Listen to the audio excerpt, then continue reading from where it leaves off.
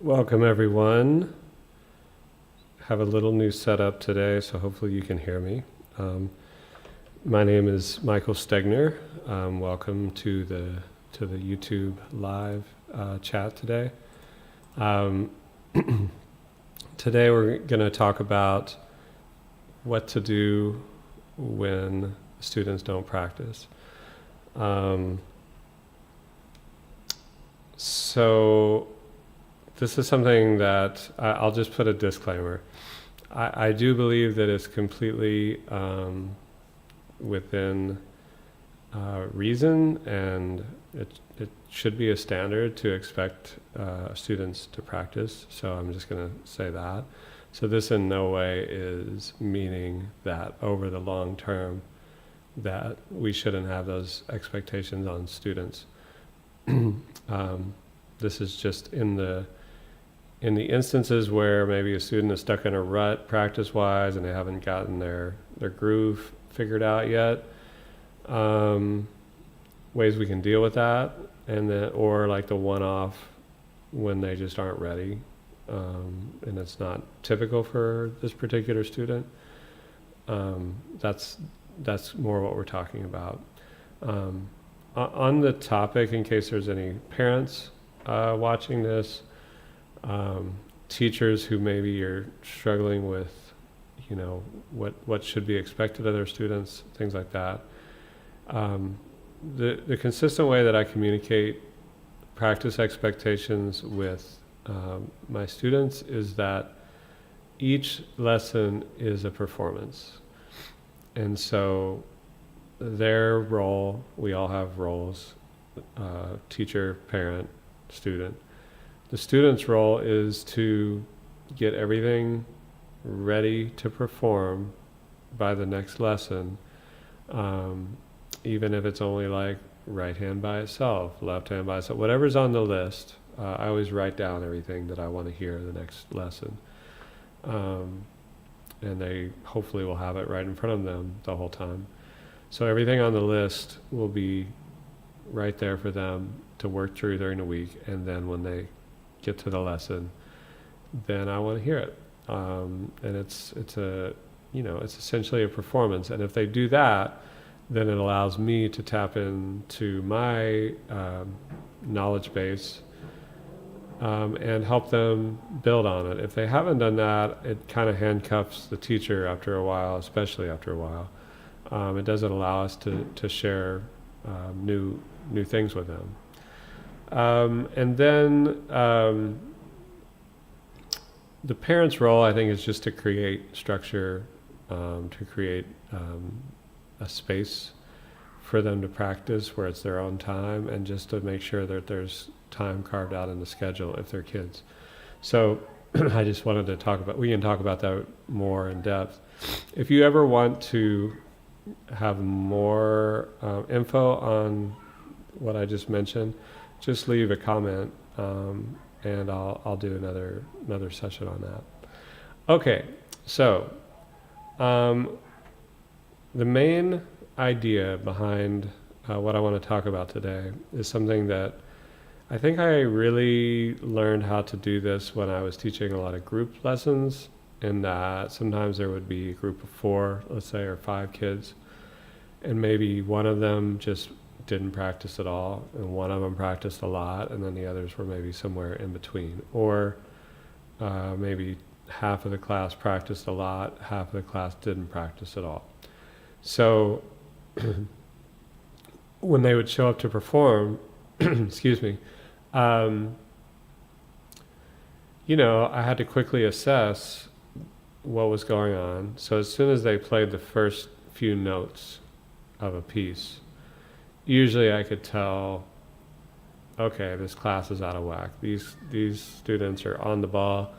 These students are not even close. And so what can we do to, first of all, bridge the gap, and second of all, to keep the kids who really practiced super engaged to the same level as the kids who didn't practice? So that was my challenge. And once I kind of got it dialed in, it's not that big of a challenge, actually. It definitely shouldn't be something that distracts us, or I should say detracts us from teaching group lessons. If you're interested in that. Also, if you're interested in any of these things, just leave a comment, because now I'm thinking, that's something you might be interested in learning more about. So leave a comment about whether or not you'd like to hear about more group lesson teaching techniques or learning techniques in the future. Okay, so what I learned is that rather than do what, say, my teachers did when I didn't practice when I was a kid, where they would just make me do the same things over and over.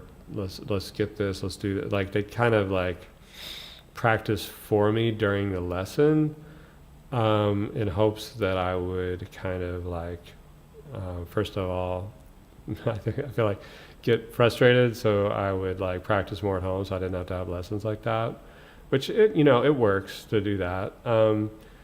Or they would have me do something over and over so that I would learn how to practice. So I did that. That's what I always did when this situation arose, and I just kind of at some point decided that I needed to change, because it's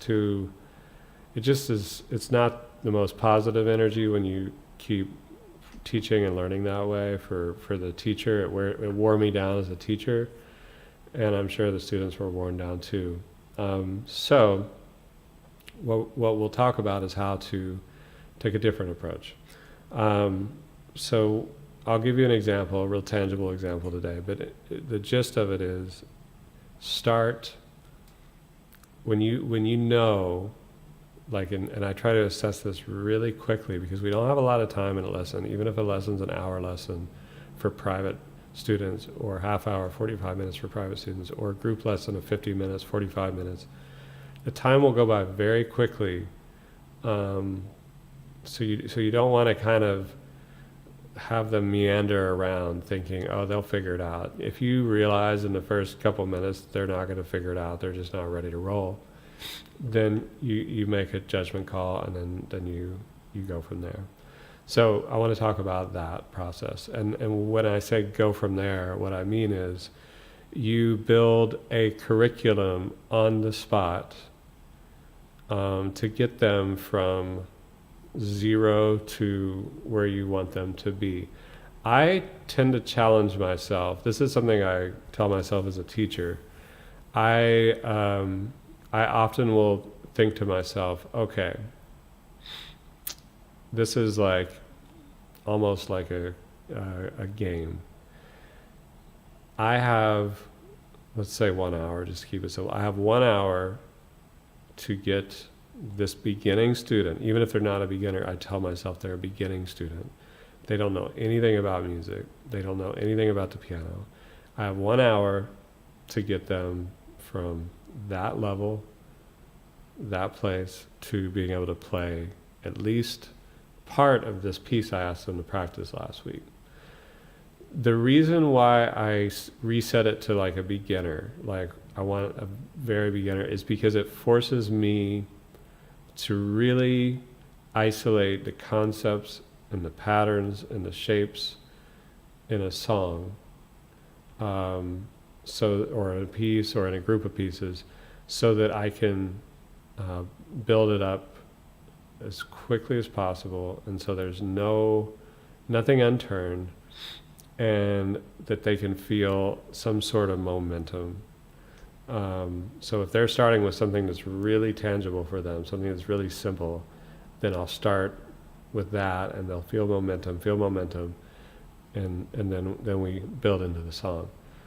The other thing is they often don't know that I'm actually working on the song that I assign them. At the beginning, I'm out of the book, I'm off their piece of paper, I'm out of whatever they were supposed to practice, and I'm really drilling them on concepts, and I'm improvising the whole time, so that if I have to do this 2 weeks in a row, 3 weeks in a row with them, they don't realize that it's, in my eyes, the same concepts over and over. To them, it's always changing. That's a really important aspect. As a creative, as music teachers, as musicians, we should have some creativity in our system, and it's a good time to express that creativity when we teach this type of lesson. And so, we just want to keep them on their toes with concepts and games and activities, improvisation from the teacher to get them where they need to go. So there's two things that have to happen. One is we have to quickly, like I said, assess where the student is. Two, we have to quickly break down whatever piece they're working on. And by the way, this isn't just for beginners. I do this for advanced students as well. Imagine if I have an advanced jazz student wanting to learn like a very complicated jazz tune.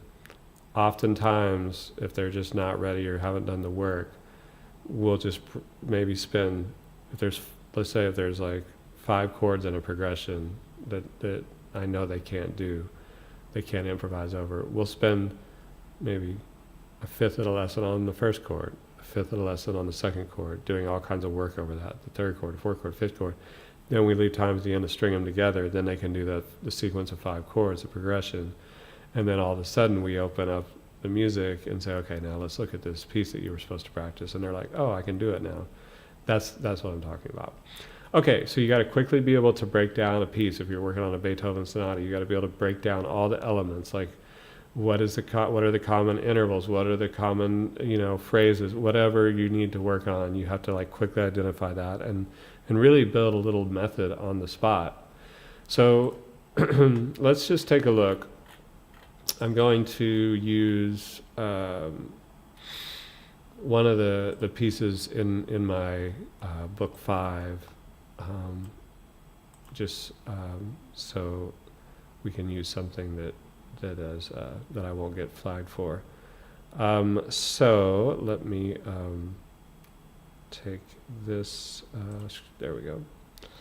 Okay, so we'll skip that. Okay, so let's say this tune is what we're working on, and it's from the top. They don't know anything about what they're seeing. We're just going to assume that. They were supposed to practice it. They come in, they can't really play through it. And so now we scan the music and we think, okay, what is it that they need to know to play this? So right away, I always look at rhythm. That's kind of my first thing, but it could be whatever. So I'm thinking, okay, these 8th note, 16th note combos in the right hand. The articulations, okay, the syncopation, the 8th note syncopation in the left hand, all the upbeats.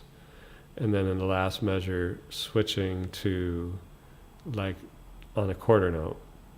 So I know that's probably going to cause some problems. Second line, I see the dotted 8th, 16th. So I know that's probably going to be an issue. And also now get into some other stuff. Reading wise, we're in B major. That might be a bit of an issue. We have the left hand drifting below this. First of all, left hand's treble clef, so that might be a bit of an issue. And then left hand below the staff, so some leisure lines, one leisure line. Okay, so these are things, these are the first things that kind of come to mind. And I made a little list here. These are all the things that I just mentioned, but I don't usually have a list. I'm usually doing this very reactionary. So, do it at your own comfort level. But in my head, I have a method formulated for this. So, first thing I would do is probably get my ears involved. And so, what I mean, or get their ears involved, and my ears involved too. So what I'd probably do is just start by saying, okay, let's get to work. And we would just start, I would just say, okay, let's say that we're going to do do, re, mi, fa, sol, like do, re, mi, fa, sol, but we're going to make do B.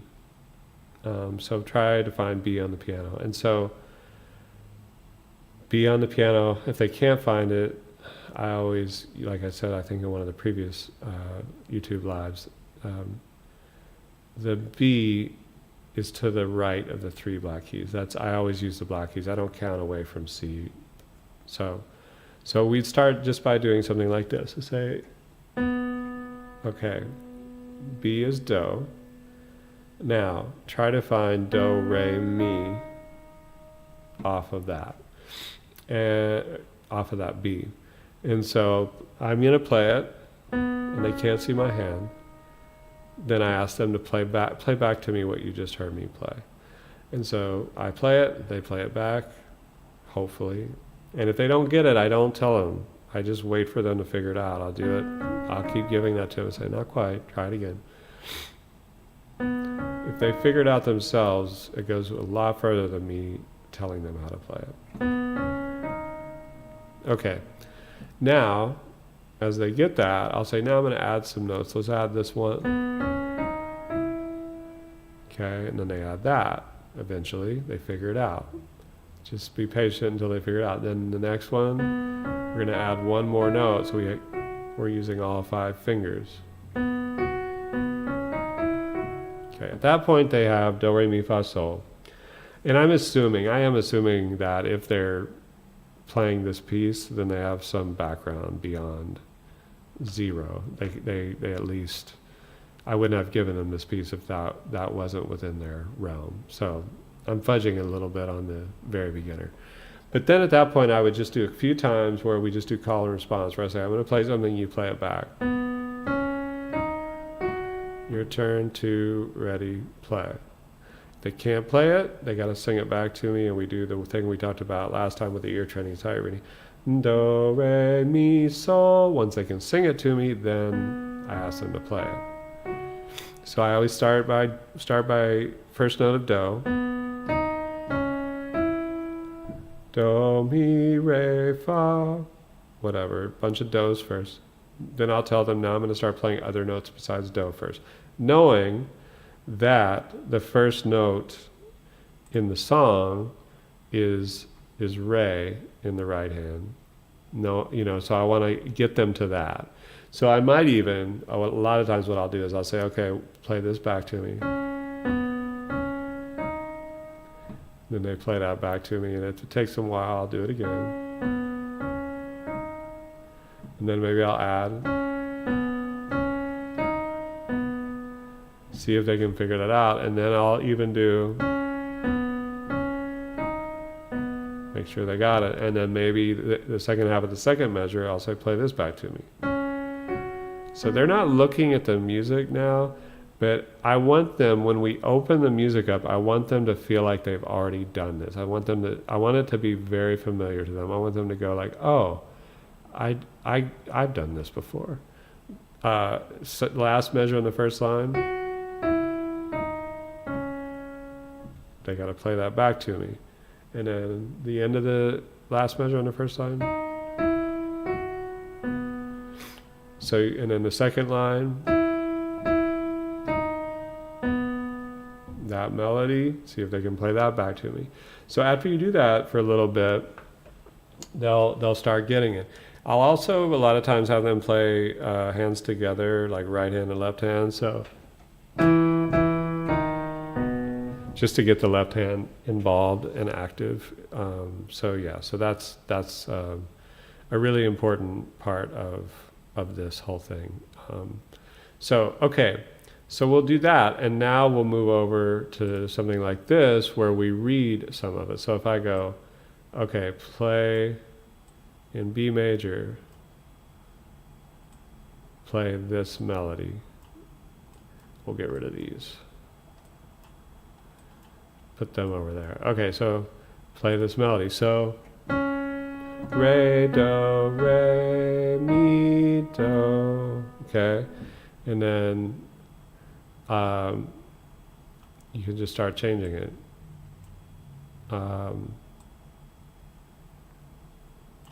What I meant to do is this. So let's just do those 3 notes. And then maybe I'll change, last note. So I'm changing this, and I know what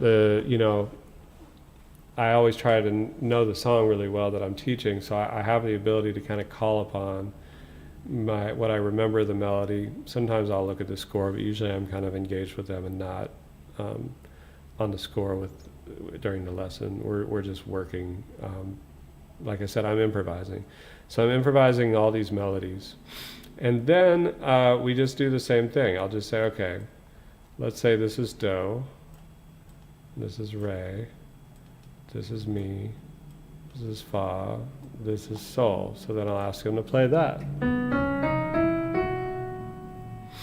And then, they play what they read, and then we'll just start moving it around. Not like that. Let's move the actual note.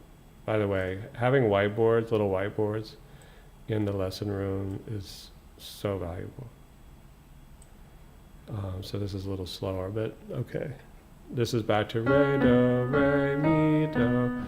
And at that point, I can start drawing this and say, okay, if you see this, that's called a G clef. That means that this is a G. And if that's a G, what are these Do's? And then they start to see G, A, B. So this is Do. If that's Do, this is Re. If this is Re, this is C sharp. And this is Mi, etc. So we read relationships. And then, we'll go over the sharp. I don't go over the sharps too much, because if they have this far, then the sharps will make sense. But I do tell them here, ledger line. So if you have this note, then if this is a G, walk down F, E, D, C, B. And as soon as you know that that's B, you know that's another Do.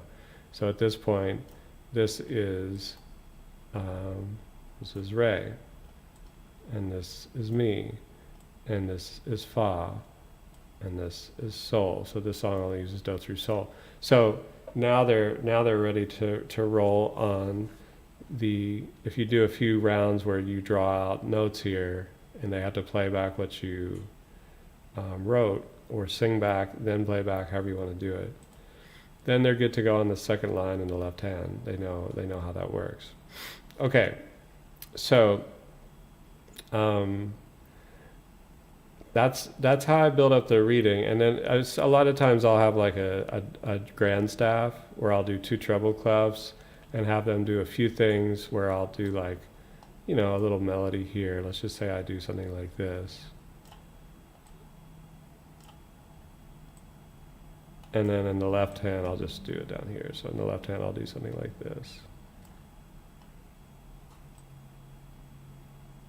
And ask them to read this with 2 hands. I'll do a few rounds of that. So just a little harmony there.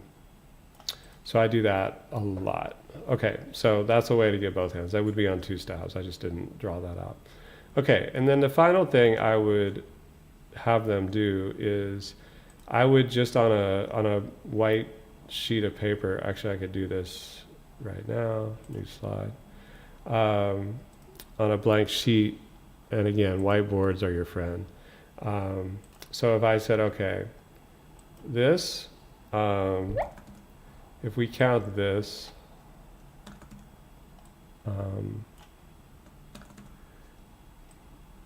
let's see here, it's probably a little squiggly, but so if we have this, depending on how you teach this, I like to use the Indian like tabla syllables like tadi kina. So if you teach this tadi kina, I'll just have them clap tadi kina, and I'll even go here, I'll do something like this, ta, and then I'll have them do a round of these. These are taki, or 1 and, 2 and, however you want to do it. I use the ands too. So I use both ways. So you can see having this here. Okay, so I'll just say, okay, I'm going to clap ta, ta, ta, ki, ta. Clap that back to me. And we do that, and sometimes I'll have them draw out what I clap that. Once they clap it, ta, ta, ki, ta. I'll have them write it out for me on the whiteboard. And then ta, tadi, kina, ta. And then have them write that out. But a lot of times also I'll just go ta, ta, ta, ta to takis, taki, not tadi, kina, ta. And I'll just have them do that with me on the fly. They're just improvising it on the fly. So we start with that, and just really mix up those rhythm combinations they need, and then we start getting into the combinations where we need like there we go, something like this. And I'll just I'll just clap it for them. I don't really explain things until they've experienced it. So instead of trying to explain this, I'll just have something like that, and I'll just go tadi kina, ta, or one ni enda. And so they're always counting the smallest subdivision. So tadi kina, ta, or tadi kina, ta, whatever they're doing. But even on the quarter notes, they're singing the tadi kinas. And then final thing I know we need on this song is this, followed by this. And so we talk about that. So tadi kina, tadi kina, tadi kina, tadi kina. So the tadi is a rest. And